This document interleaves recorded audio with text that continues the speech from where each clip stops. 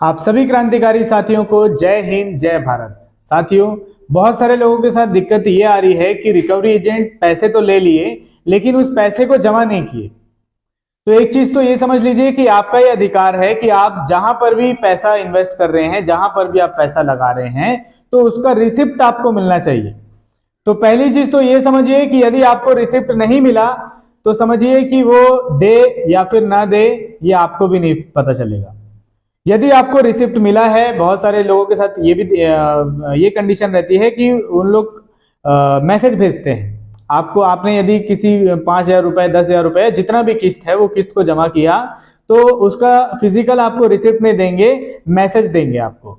यदि आपके पास मैसेज है और उसके बावजूद भी कंपनी ऐसा बोल रही है कि आपने पेमेंट नहीं किया, तो उस मैसेज को अपने पास में रखिए। उस मैसेज का स्क्रीनशॉट खींचकर पीडीएफ निकलवाकर कंपनी को मेल करिए या भेजिए। दूसरी चीज, सबसे पहले सतर्क हो जाइए। यदि कोई भी रिकवरी एजेंट, यदि कोई भी व्यक्ति आपसे बैंक के नाम से आता है और पैसा वसूली करना चाह रहा है, पैसे वसूलता है, तो उसका सबसे पहले आइडेंटिटी प्रूफ ले लीजिए।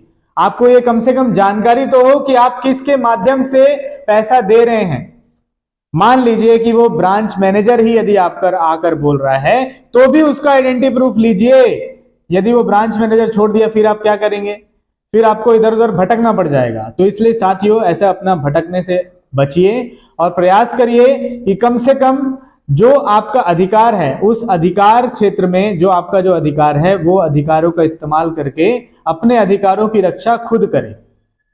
ये आपका अधिकार है कि आप जहां पर भी पेमेंट कर रहे हैं, जिस भी संस्था को पेमेंट कर रहे हैं, वहां से उसका रिसिप्ट लें। और यदि कंपनी डिनाई करती है तो पैसा भी मत दें। यदि कोई व्यक्ति ये बोल रहा है कि नहीं रिसिप्ट नहीं देगा, तो उस व्यक्ति को पैसे भी मत दीजिए।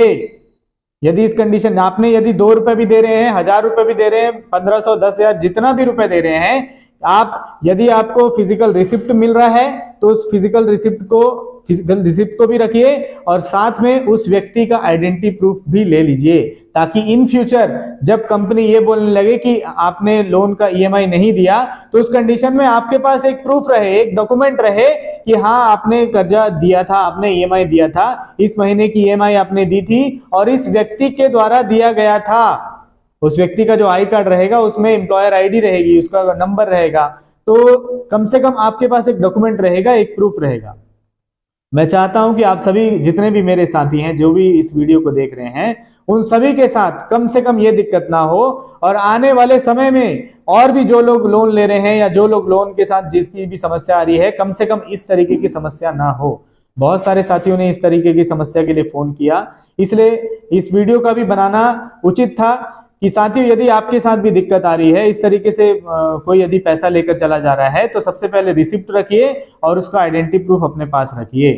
यदि फिर भी वो जमा नहीं कर रहा है तो पुलिस में भी कंप्लेन रजिस्टर करिए कि आपका पैसा लेकर भाग गया।